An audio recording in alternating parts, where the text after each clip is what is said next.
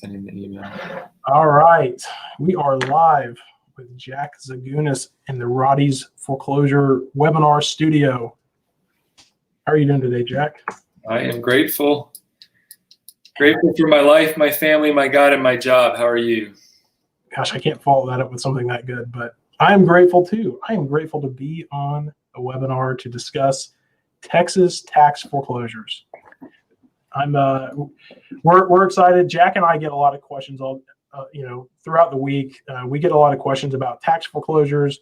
There's a lot of kind of I don't know, mystique or mystery around tax foreclosures, and a lot people are nervous to bid on tax foreclosures. They don't know like what that means if you buy a tax foreclosure. So Jack and I wanted to hop on a webinar, talk about just some of the basics of tax foreclosures and some of the benefits to buying at the sheriff's sale versus at a mortgage auction, and then also to answer any questions. So if you're here and you have questions, we're going to make sure to answer all your questions while we're live.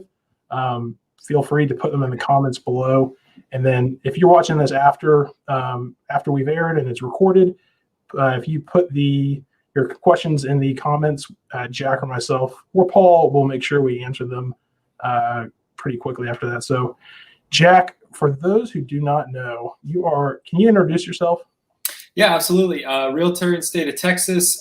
Been going to foreclosures for years, helping investors buy tons of properties. And right now I work as the VP of Member Success for the Foreclosure Listing Service, where we connect investors with properties and also tools to get those properties like eviction services, construction services, things like that. Awesome. And for anybody who hasn't met me, my name is Curtis Roddy. My father started a foreclosure listing service back in the 60s. I've been around foreclosure since I was in diapers, investing in real estate for the past 10 years. We've done everything from tax foreclosures to bankruptcy purchases, all the way to the normal mortgage foreclosure. So we've got experience all around. Today, though, we're going to specifically address the sheriff's sale or the sheriff's foreclosure. Just starting off, we're going to say, what is a sheriff's auction? What is the tax foreclosure? We get a lot of questions on, like, they'll go to our list, and you'll see that we have a sheriff's list. And sometimes there's confusion on what is on the sheriff's list. What does that mean? So first off, a sheriff's auction is typically going to be for tax delinquent properties. So Jack, if you don't pay your taxes, I hope you did, but if you don't pay your property taxes, after a certain amount of time, the city is going to start sending, or the city or the county or the school district, that taxing entity is going to send you notices that you're in default. Typically after a year of being in default, you'll get a judgment from the county, and you'll be posted on that foreclosure list for that county. So the difference there's a little bit of a difference, and there's a lot of synergy between tax foreclosures and mortgage foreclosures. Both have to have notice 21 days prior to the auction. Tax foreclosures do not post on the same board or with the same entity that mortgage foreclosures do, but it works a lot of the same ways. So at the sheriff's sale, you'll have two types of sales, right? So one, and probably 85% of the sales are for taxes, right? So most people show up and they're for taxes.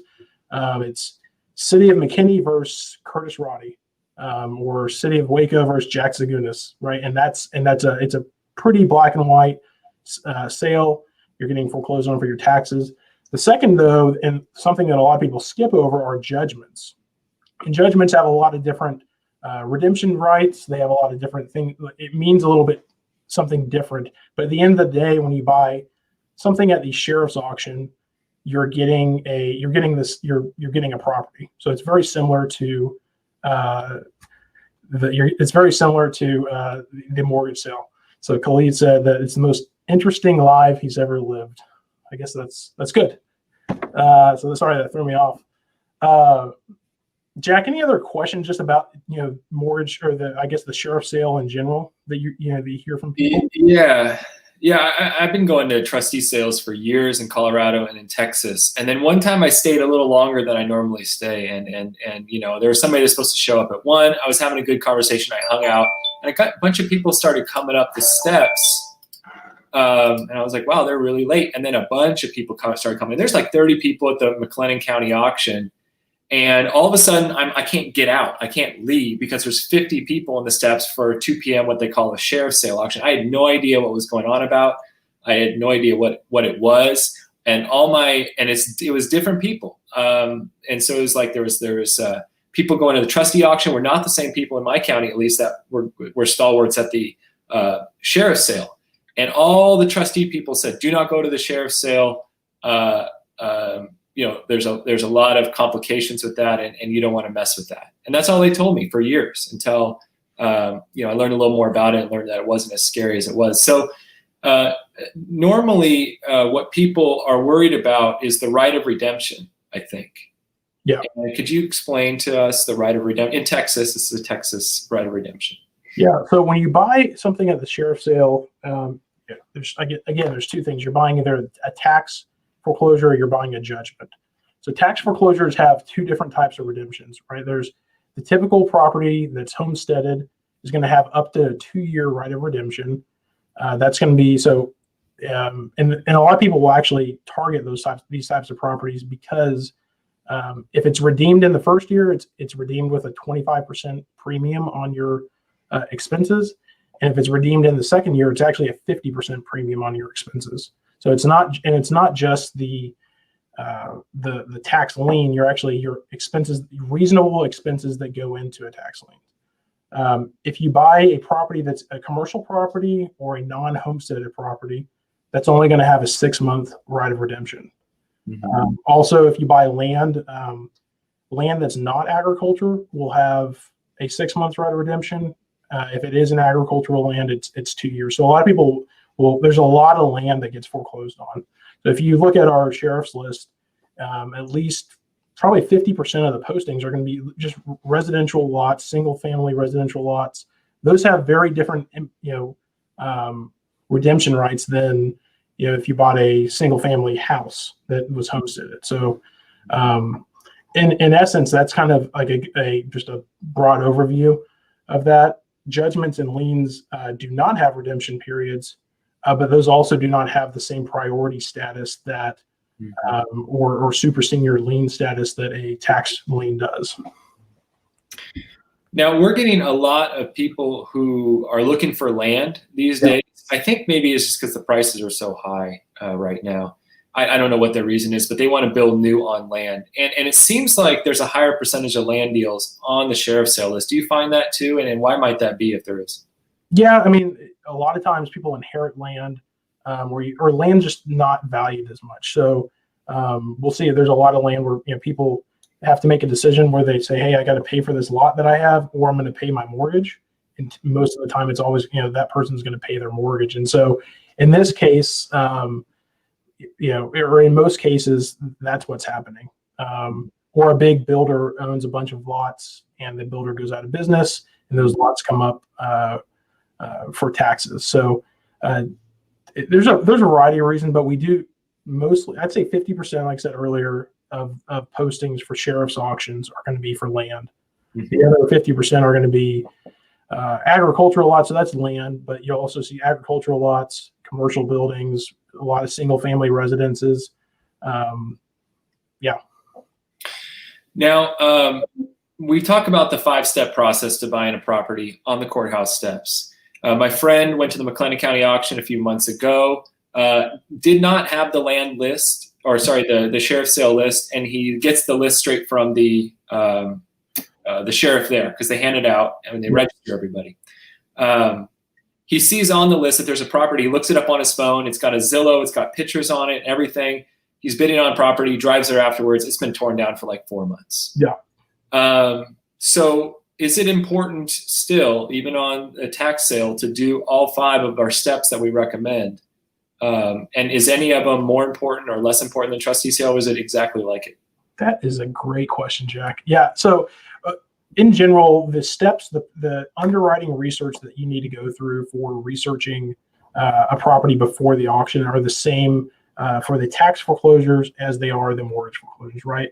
You always want to, I guess to back up a little bit, there's a couple different strategies you can go into. I alluded to the redemption percentages for a homesteaded property earlier, right? So you can have, let's say, I mean, a lot of people will go after just that redemption right? So if you buy a property, let's say you buy a tax sale for $50,000 that has a mortgage on it, most of the times those banks are going to redeem that mortgage note, right? So that bank is going to pay you 25% on top of whatever you paid for taxes, plus legal fees, plus anything that's reasonable. And we can talk about reasonable improvements later.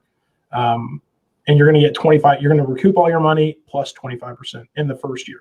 Typically, those banks are going to redeem in the first year, or they're going, if they don't, then it's typically not going to, you're probably just going to have to wait that 2 years out. So that's one kind of business model where you can have, it's like, I'm looking out, I'm trying to find properties that have mortgages on them that are likely to be redeemed. So if we're looking for that, then yes, the 5 steps are super important, right? You want to do your title, figure out if they do have a loan on them. You want to drive the property, make sure it's a property worth investing that kind of money in. Mm-hmm. Typically, something that has a loan on it is going to be maintained better because if the bank is going to start stepping in sooner. So you're going to want to drive your property, do your title, just like and get ready, just like a normal auction. Mm-hmm. Now, on the flip side of that, you can buy a property and hope that it doesn't get redeemed. So you can buy something that's non-homesteaded or vacant, or you're trying to look for land. So obviously the redemption rights are different there.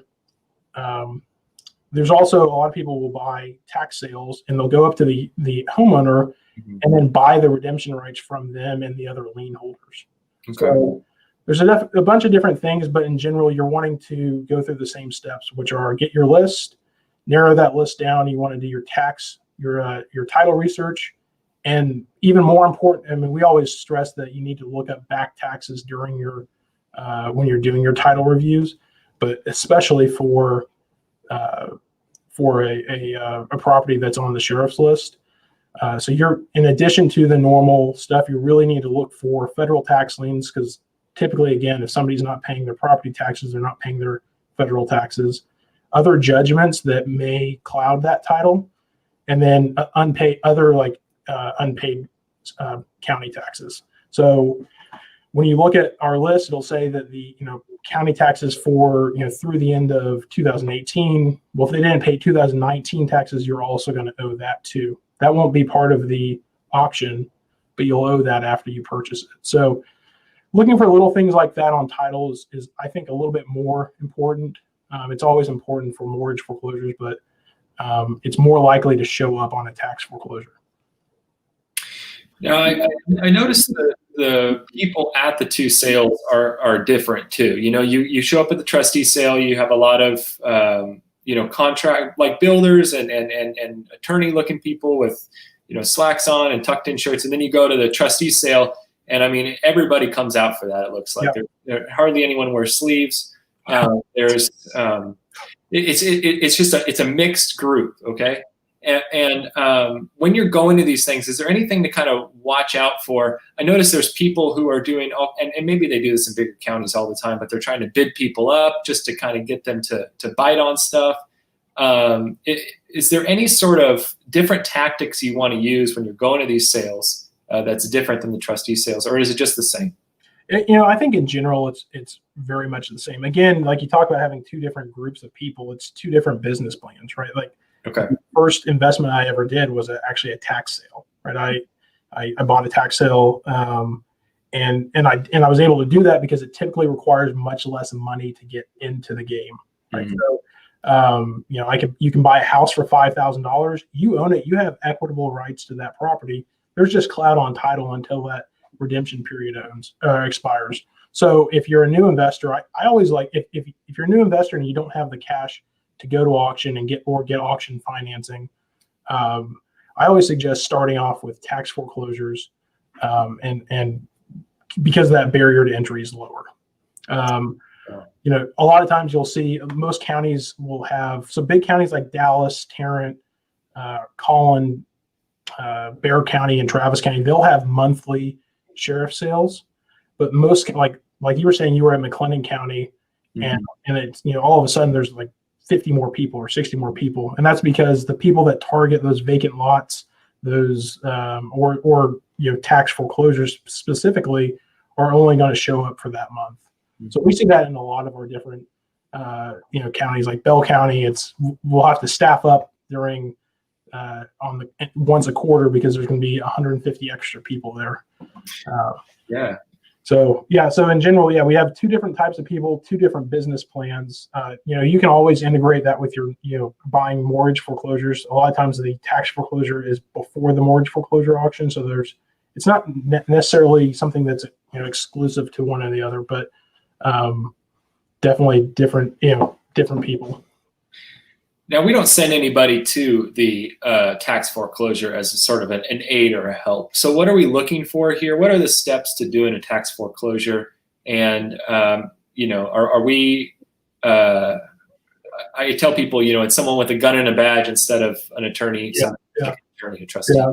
So before I answer, John has a good question. He was asking about federal taxes and how those relate.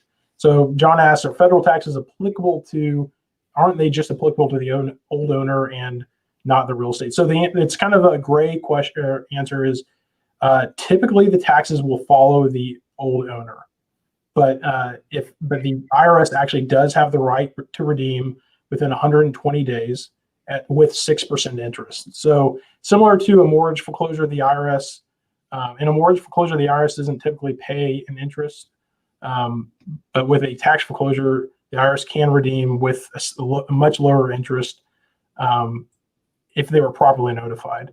If they weren't, then they have the same normal that FTL or that federal tax lien will stay with the property. So make sure you're asking the constable if the IRS was properly notified.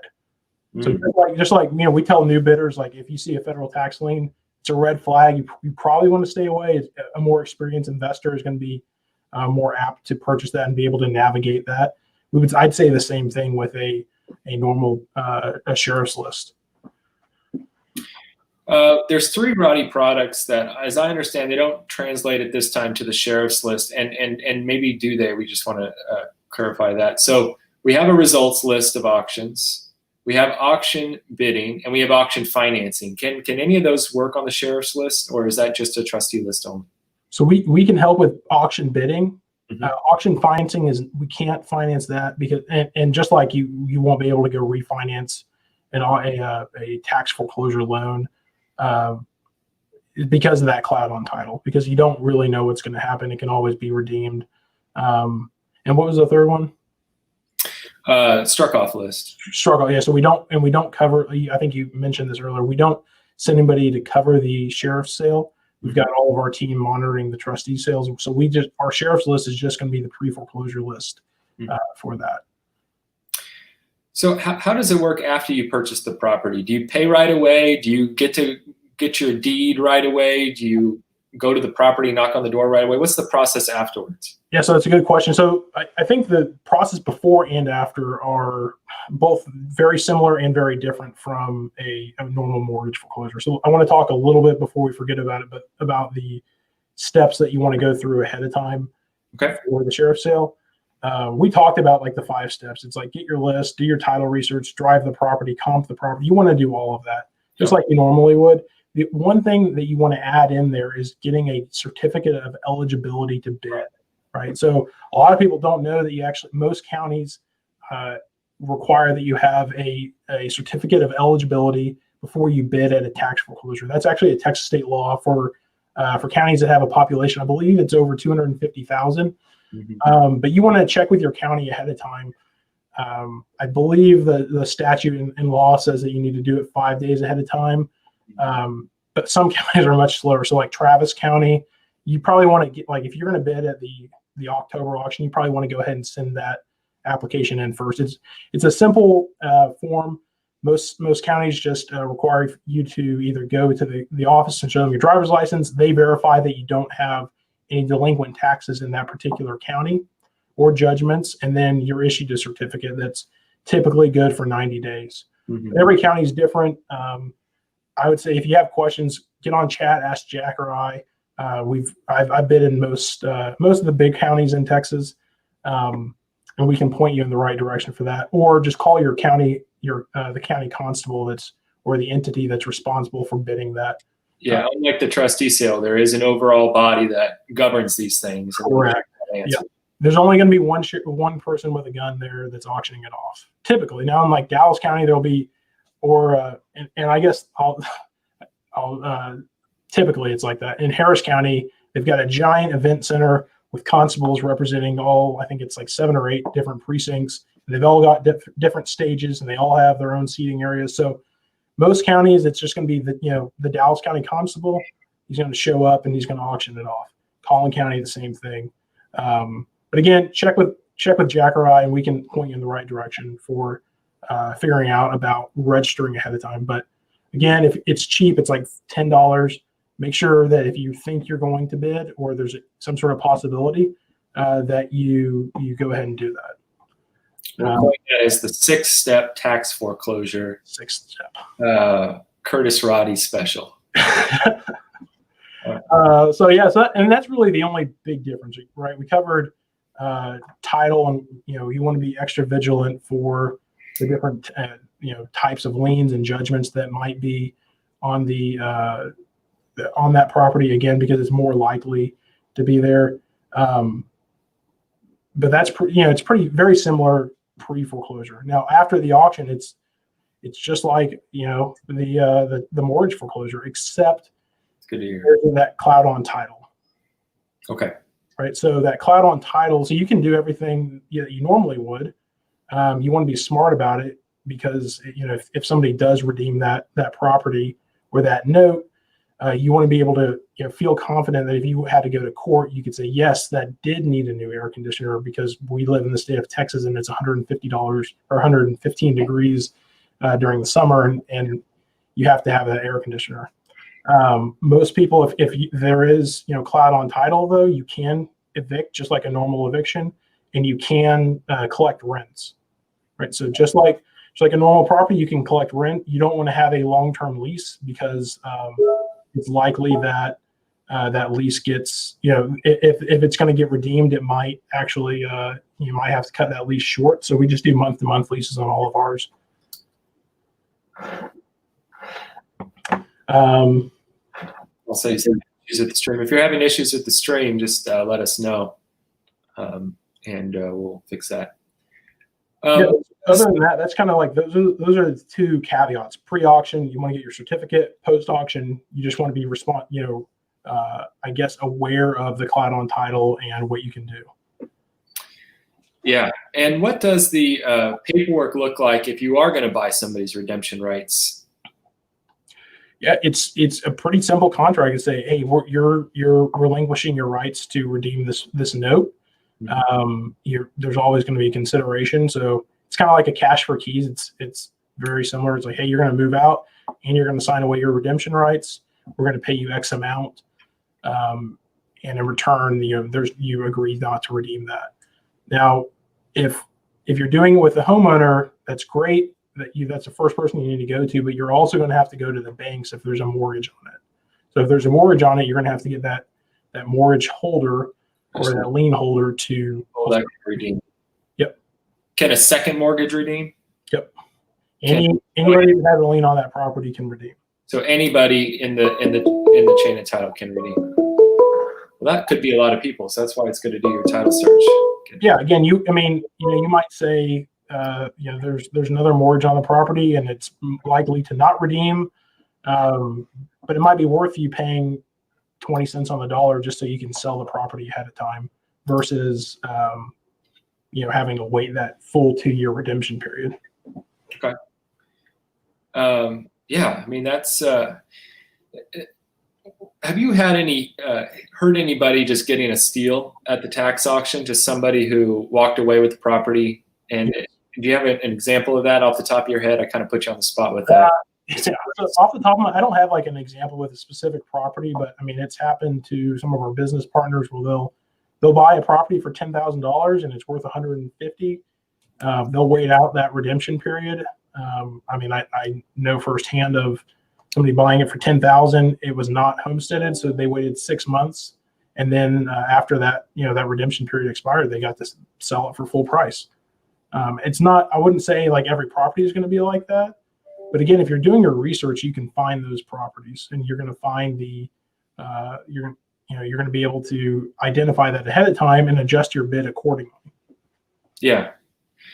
Yeah, absolutely. I mean, it seems like from what I hear, you can walk in there with a very small amount of money. I mean, when I say small amount of money, I mean, $5,000 to $30,000, not small amount of money. If you handed me that today, I'd say thank you and I'd put it in my pocket. But enough, you could go there with an amount of money that you could scrape together. Anybody who's working a regular job, and you can buy and own a property. And what it sounds like to me is the downside is, somebody redeems it, you get 25% on your money in that first year, or 50% in the second year. It's probably just too simplistic, but it may even really be that easy if you do your steps properly and make sure you know what you're getting into. It just seems like more people should be taking advantage of that and doing that. Now, we get people sometimes, they say, hey, I need the Dallas sheriff's list. We don't have just the Dallas sheriff's list. How do our sheriff's lists work, or the Webb County or Hidalgo or whatever website? Yeah, that's a good point. So we cover 4 different regions in Texas. We have North, Central. Sorry, I guess we have 5 regions: North, Central, South, West, and East Texas regions. And so, like for example, the North Texas region is going to have all of the tax foreclosures that are going to occur in there. And if you go to our website, if you click on the sheriff's sale, it actually has a list of that of those counties. But like for the North Texas sheriff's sale list, you're going to get Dallas, Tarrant, Collin, Denton, Rockwall, Kaufman, Ellis, John. Those main counties. Like we might not cover, random county, Navarro County. We might not have that. And a lot of times Navarro County is only going to have a tax sale once a year or once every 6 months or something like that. And if you ask us, we'll look for it. We have a guy who wants Henderson all the time, and Henderson's having a sale. We add it to the North list. Exactly. So if there's something that you don't see on our list right now, it's and you say, hey, I want the sheriff's list, but I'm interested in Cook County. Well, we'll look for that. Now, there's not a guarantee that there's going to be any postings in Cook County, because I bet you that's a county that has a sale once a year or once every 6 months. But we will look for that if that's something you want to subscribe to. Yeah. I know this is probably one of the most watched webinars that we have, because it's one of the ones with the most mystery around it. And I'm going to be sending out to people as they ask me about the tax sale. And so what about title insurance? How does that work with one of these properties before, after you win it, and after the 6 months? Yeah, so Bruce brought that up in the comments. It was a great question, Bruce, and you, Jack. I guess you guys are on the same page. So yeah, you cannot get title insurance. I mean, I guess I'm not going to say you cannot. I've never heard of or tried to get title insurance on a property that I guess not to say that somebody wouldn't do it, but typically you can't get title insurance on a property that does have that. So you're not going to be able to get, now if you do get a release of redemption rights from all the lien holders and interested parties, then typically you can get an investor-friendly title company to clear the title for you. So, and if you've got questions on investor-friendly title companies, we've got several in North Texas, several in Central Texas. We'd be happy to refer you to them as well. Yeah, put it in the chat. We'll help you out. Yep. Yeah, so from start to finish, this is not that complicated. It's not that much different than a regular foreclosure. You're going to get money back if they redeem it. And if they don't, then you're going to get a property for probably a lot less than you would at the trustee sale. Yeah, exactly. So there's a lot of opportunity there. Again, with where there's a lot of opportunity, you're probably going to have more people bidding on something like that. But again, you can be more aggressive. But most people are not able to get into real estate investing and bring $250,000 to the auction, right? To a mortgage auction. Now, luckily, Roddy's has introduced auction financing, and it lowers that barrier to entry. But still, $10,000 at a tax sale, you can do a lot with. You can probably buy 2 or 3 vacant lots, and then flip those lots to a builder or somebody like that, or wholesale them to somebody else.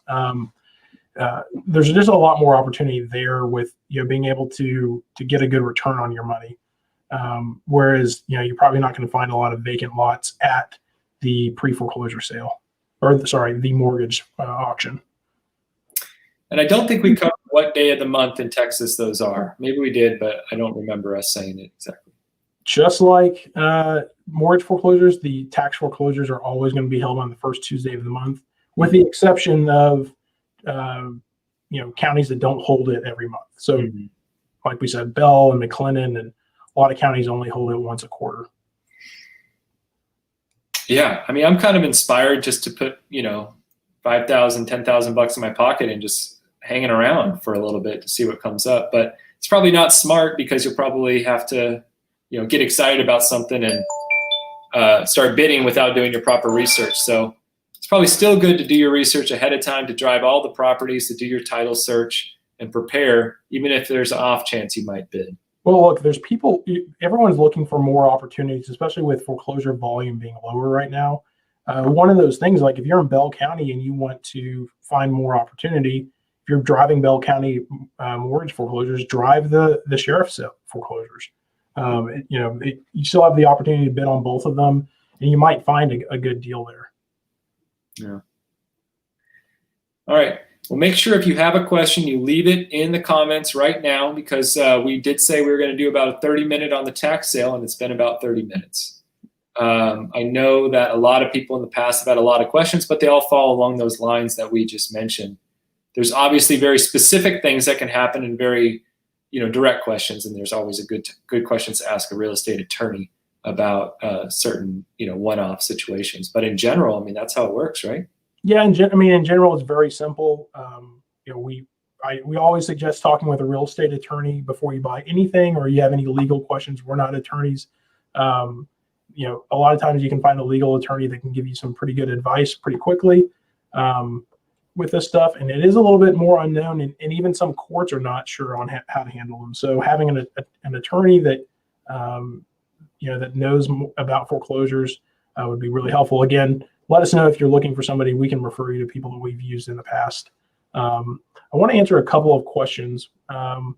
Jack asked, Jack D, not Jack Z, asked, what's the going rate for these types of liens? So are people, getting less than 25% because things are getting bid up?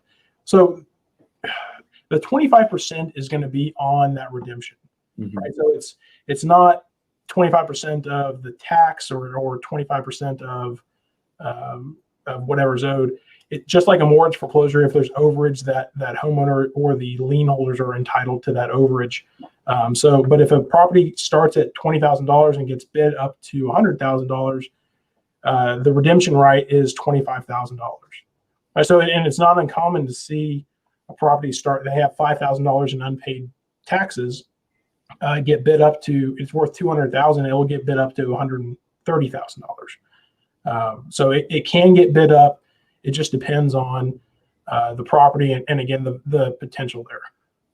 Before you move on, did you say that the redemption right is on the taxes owed plus the fees, or the redemption right is on what you paid for the property? Winning bid. Right. Okay. So you pay, it's essentially your total investment. You're going to get 25%. Okay. One thing we didn't talk about is like what is covered in that, and it's a great. In our opinion, we're not attorneys. We suggest you talk to an attorney, but in our opinion, the Texas law is a little gray in this area. So we're always cautious on what we spend on something. But when we're looking at redemptions, we're thinking the total we paid at auction, right? Legal fees, eviction fees, right? Anything that we thought was necessary to maintain the structural integrity or to make it a livable unit. So right. I'm not going to go in there and put hardwood scraped floors in a $100,000 house. Right. But if there's no flooring, I'm probably going to put new carpet in there. Yeah. And it's just stuff that I feel comfortable going in front of a judge and saying, yes, like we needed carpet or we needed AC or windows or whatever that is in order to feel like this house was secure and livable for another family. Yeah, whatever you can argue in front of a judge. What I heard is if there's a hole in the roof, you can fix the hole, but you can't put a new roof on. They would just pay you for what it would cost to fix the hole. Yep. Yeah.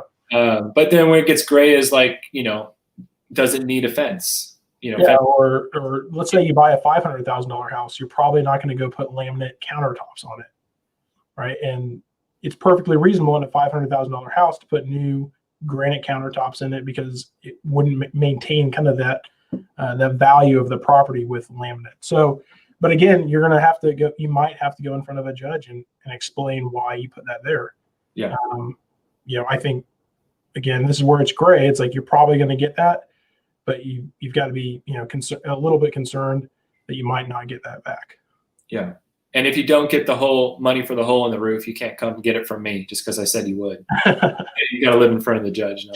Jack at flsonline.com. He'll send you a Venmo right after.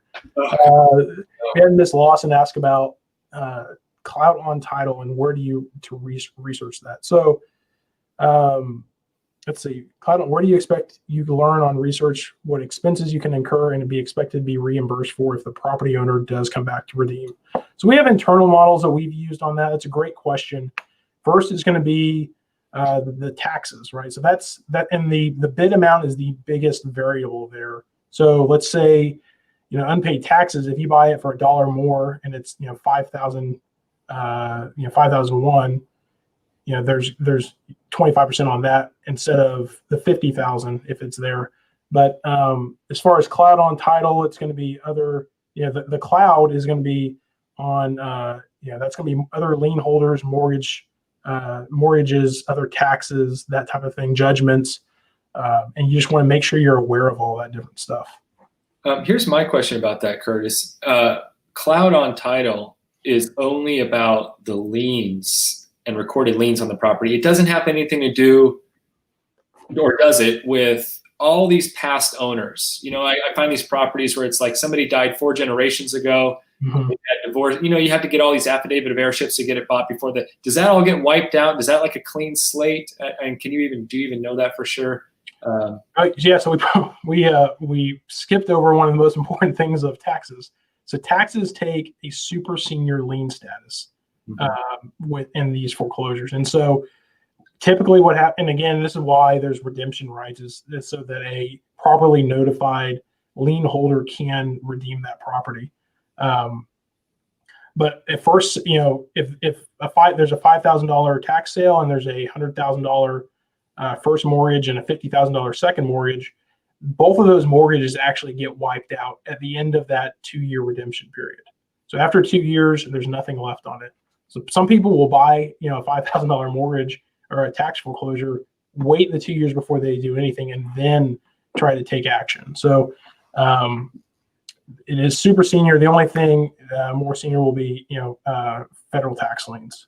And then any kind of type of judgments, those will not fall off. So there's some things that don't fall off, but it's going to be similar to a mortgage foreclosure as well. Yeah, some of these properties in some of these towns, it just seems this tax foreclosure is the only way to get it to change hands. I mean, some of these homes I've seen have been abandoned for years and years and years. And nobody's paying taxes on them. Nobody cares. Nobody wants it, but you cannot get a title company to give you title insurance on it because there's just so many weird things that have happened in the past. And people have been dying without wills and things like that, and divorces and all kinds of stuff. It is nice. It's a terrible thing that we have to pay taxes to the government, of course, but it is nice that there is some sort of like hey, this is clearly a deal that needs to move on to the next person so that they can improve the neighborhood and situations. So yeah, so typically you find properties on both ends of the spectrum and not a ton in between. So you'll find a lot of properties that are run down and vacant. They've been vacant for years. Like Jack said, like there's no affidavit, like it's just been, somebody died and there was no heirs for that.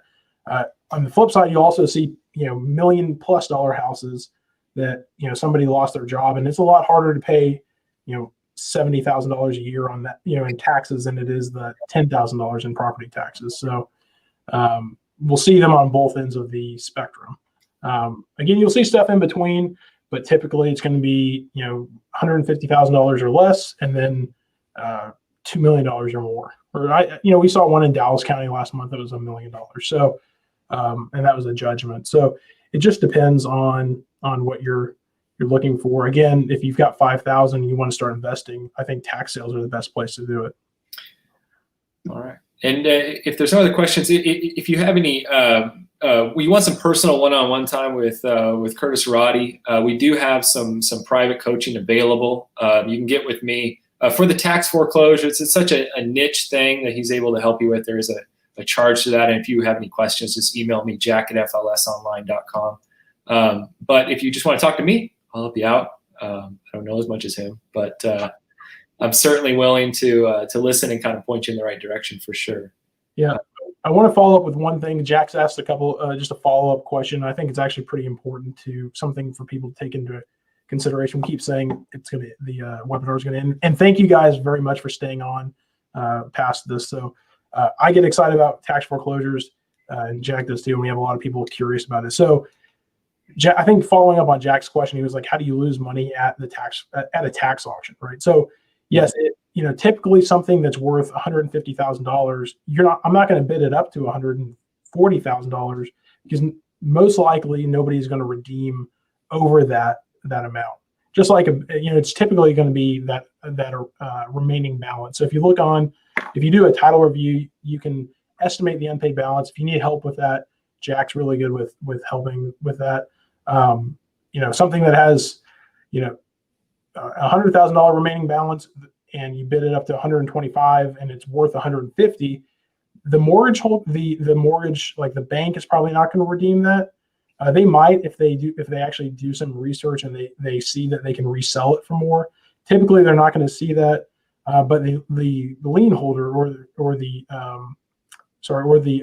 prior owner might be more inclined to redeem something like that. So what I always say is, like, look, if you bid it up to X, 150X times 25%, that's Jack's saying that's 185,000. I'll take your word for it. If it's only worth 170, you're probably not going to get redeemed. And that might be good for you. You might say, look, there's that $20,000 delta between the 150,000 and the 170,000. That might be great for you, but you're going to have to wait that period out. So, great question, Jack. I hope that answers your question. If you have more specific questions on that, we can definitely follow up. Send us an email. And then Dana's always on all of our webinars. So thanks, Dana, for attending and staying on this long. You say your title company won't insure until after 4 years. Send Jack an email. We have a title company that we work with that's really good with working with investors. We've got a couple, so it depends on the area you're in. But we can probably help you out. I'm not going to say 100% that they're going to be able to clear it, but we've cleared title after 2 years in the past. Do you have time for a couple more questions, or should we move on? Let's see. Let's do one more question. This is a two-parter. So if you want to buy this tax foreclosure before the sale, or it doesn't sell at the sale and you want to buy it after, who would you approach for both of those? So it's just like a normal pre-foreclosure. So before the sale, you're going to buy it. You're going to close on it just like you normally would. You're going to pay that. You're going to have to pay those taxes off and the mortgage balance that's left. Mm-hmm. But it's just like a normal one. After the sale, the property is just like a normal mortgage foreclosure. It's struck off and it goes to the county. So you would actually go to the county. You would actually ask for their struck off list. Mm-hmm. Or struck off sales or unsold sales. Every county has a different name for it. And then you would buy it from the county. It's a little bit different of a process because you have to submit a bid, and typically the county commissioners have to vote to accept it, or they'll accept the highest offer. But that's typically how it works. If you have questions on a specific county, shoot us an email. We'll make sure to answer that question, or you put it in the comments below. Yeah. And we'll look that up with you. And when does our list come out for that? How soon before the auction? Yep. So just like the pre-foreclosure list, it'll come out 20 days prior to the auction by midnight. So it's going to be next Wednesday at midnight. Okay. The sheriff list will be finalized. Now, there are a lot of counties that don't finalize or release their list at that point. So like Bexar County, for example, they release their list on the 15th of every month. Mm-hmm. Sometimes that might be 17 days before the sale. Sometimes it's 25 days before this. It varies depending on how that auction looks. So yeah, our list will come out as we're getting sheriff's lists or sheriff's postings. We're researching them and putting them on our site. And get out there, especially with this moratorium on HUD-backed loans, and get some tax foreclosures right now. I mean, in McLennan County, there were so many sales last month for the tax auction. I think Dallas hasn't been doing them. They did it in July, not the last couple of months, but Tarrant is doing them like crazy. I heard there was 60 in, I think it's Waller County, or just a county right outside of Houston. Yep. There was 60 there. This one guy, his partner was there, and he bought 6 of them. So while we're kind of waiting for this moratorium to end, that could be a good place for you to go. Yeah, that's a good point. There's in a lot of the rural counties will do large sales once every quarter, once every 6 months. Like Liberty County, for example, I think it was pre-COVID, so it might have been 2019, but they had like 240 vacant lots that they auctioned off in one, not as one parcel, but in one auction, and there was nobody there to bid on them. So, there's the good thing is you could get a great deal on that. If you missed out on that and you want to go invest in Liberty County, go to that county's unsold or that struck off list. Ask them for that. They typically have it on the websites. If not, you can go to the constable's office and ask them for that. Dana's asking about drainage easements and landlocked properties in the right of ways. I'm not 100% sure, Dana. You can shoot me an email or shoot Jack an email, and we can look into that. I would actually suggest talking to an attorney for right of ways and drainage easements, because I don't know that the Texas property code is very clear on it. It could be, and I just don't know it well enough. But I don't know if there's anything that's specifically included in that, because in a deed of trust, most of the times that deed of trust is like save and exclude that easement or something like that, and so I wouldn't assume that would be included with that. All right, I think we're good there, Jack. If you're watching this, if you have questions and we can't get to it, please put them in the comments below. We really appreciate everybody's time. And then again, or shoot Jack an email for any questions you have. I'll answer one more question. Miwa is asking, where is Travis County? It is in the Central Texas pre-foreclosure list. If you're only interested in Travis County, check with Jack first, because Travis, I don't think, has had a sale in 6 months. And so I wouldn't want you to buy that list. There's 0 properties on it this month, and not get what you want. So we do that. Central Texas list does cover all the surrounding counties, but I just, if you're only interested in Travis County, make sure you check with Jack. Yeah, absolutely. Anything from Bear to McLennan, it's going to cover that. Yep. So Bear to McLennan includes Kamal, Williamson, Travis, Bastrop, all of them. So Hayes, yeah. Awesome. Well, thanks guys for your time. Let us know if you have questions. We really appreciate you guys and hope you have a successful month. Yeah.